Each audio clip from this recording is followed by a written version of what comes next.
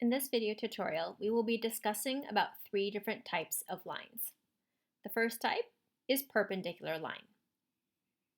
If two lines intersect to form a right angle, then the lines are called perpendicular lines. Let's take a look at our diagram. We have the horizontal line intersecting with the vertical line, and I know they intersect and form a right angle because of this indicator right here. So therefore, we can say lines BP and line CT are perpendicular lines. The next type of line that we're going to discuss are parallel lines. If two lines in a plane never intersect, then the lines are called parallel lines. So in this diagram, I have line P and I have line M.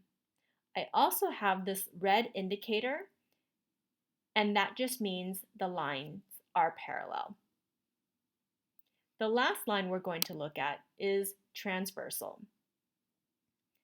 A transversal is a line that intersects two or more lines in a plane. So in this left diagram, I have line Q, I also have line N, and I have line R that intersects both of them. So therefore, line R is called a transversal. Let's take a look at this diagram. I have line P parallel to line K, and again, I know they are parallel because of these red indicators.